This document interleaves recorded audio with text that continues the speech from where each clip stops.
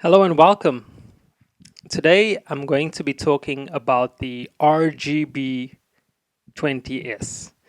The RGB20S is a handheld console from the manufacturer PowKiddy. As far as I know, PowKiddy is out of China and is one of many companies that produce handhelds of this sort.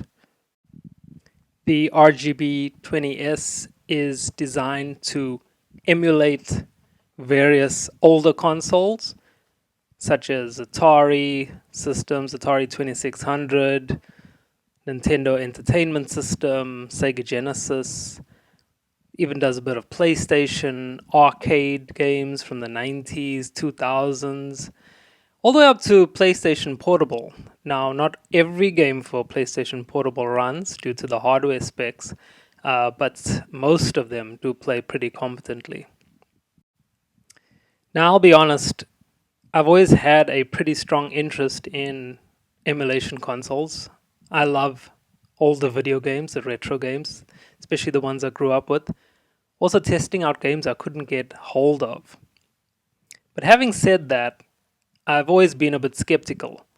I've bought a few systems in the past, mostly Chinese handheld emulation systems, and each time they always seem to have some fault that appears later. Either there's problems with the sound in the game or the timing, perhaps the buttons aren't great.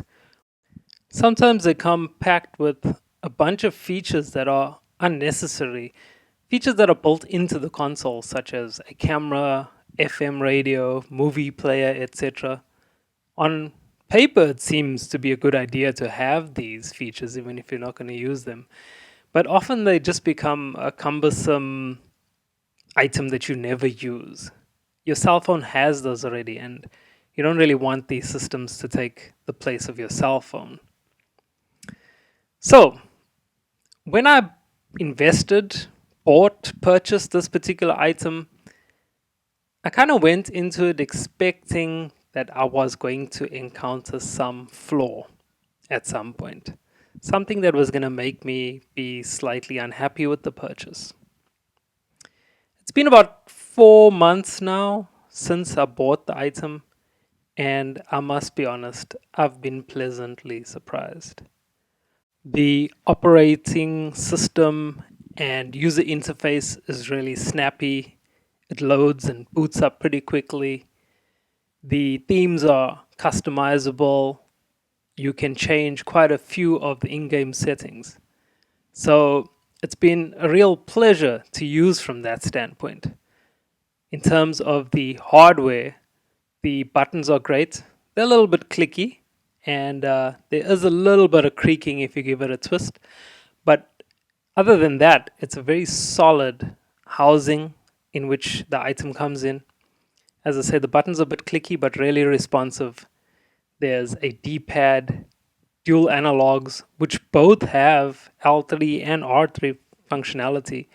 Not to mention the fact that on the back, it's got both L1, L2, R1, and R2 buttons. So playing PlayStation games, PSP games, etc., there's plenty there for you. If a game doesn't have analog function built into it, you can map analog function, which has been great for games like Doom, and just using, let's say, for example, the strafe function and just mapping that to your right hand analog, and then it feels and plays much like a twin stick first person shooter. Some of the games I've been really interested in are the later arcade titles, the Capcom, I think it's CPS 2 and CPS 3 games, such as Street Fighter 3. I didn't have a means to play that. I've always wanted to play that game, but it wasn't available for my PS Vita natively or my 3DS natively. And as I say, I've always wanted that, so it's been pretty cool to be able to play that game on there. One of the real standout features of the RGB20S is its screen. It's got a beautiful screen. It's got an IPS display, great brightness, great dimness. The sound is also pretty good coming out of the speakers at the front. I couldn't tell you if they were stereo. They might very well be mono, but I'll be honest, I haven't noticed it much. I often play with headphones as not to disturb anybody who's around me, and also just to be able to enjoy the sound quality as much as I can. But yes, really, really, really beautiful display. The on off sleep button is easily accessible. There's a reset button should you have any issues with freezing, which I haven't. There's been no games crashing yet, and I don't see any happening in the foreseeable future. Volume buttons on the side, and it doesn't have it's got like almost like a rocker button style volume knob instead of a wheel. I think a wheel would be cool, but I don't see that often in games. But it's available and it's really easy to use. And the analogs are wonderful. They feel a lot like Switch analogs. Beautiful D-pad. So on a hardware side, it works great. On a software side, it works great. And the games, they run beautifully. No problem. You want to save? Sure. You want to fast forward? Sure. Want to try out different filters? Go for it. Surprisingly, one of the systems that looks really good on it is the original Game Boy games. The ones that normally have the pea green background, which they used to call it, looks spectacular on that screen. Often I will play much simpler games, even though it has the power to play Dreamcast or N64. N64 is a little bit sketchy, I'll be honest. But despite having the power to play 3D games, PlayStation works incredible, I must just say. But yeah, despite being able to play those PSP, PlayStation, Dreamcast games, often I'm playing the simpler games on there. There's Game & Watch games and stuff from the Nintendo Entertainment System, which is lovely to play on there. And to also play it on that beautiful screen. It's just crisp, clear, running, proper timing, proper sound. Absolute pleasure.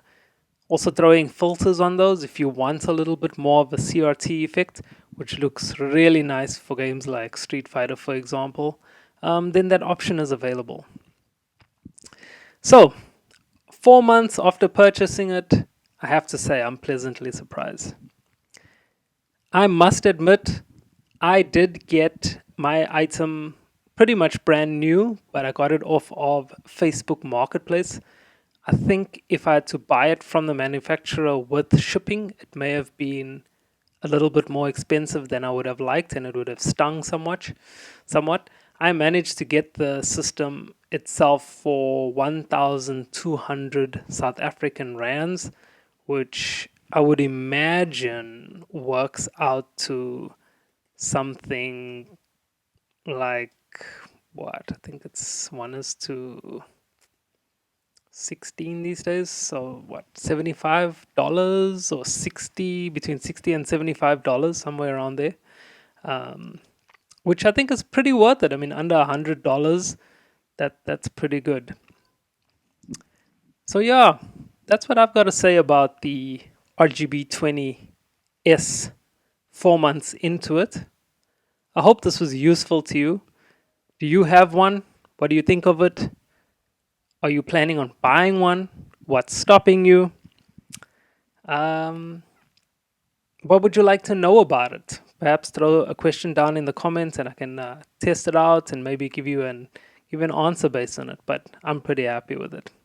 So thanks for listening in to this little story, this little product review, this little what's it like with RGB20S 4 months later.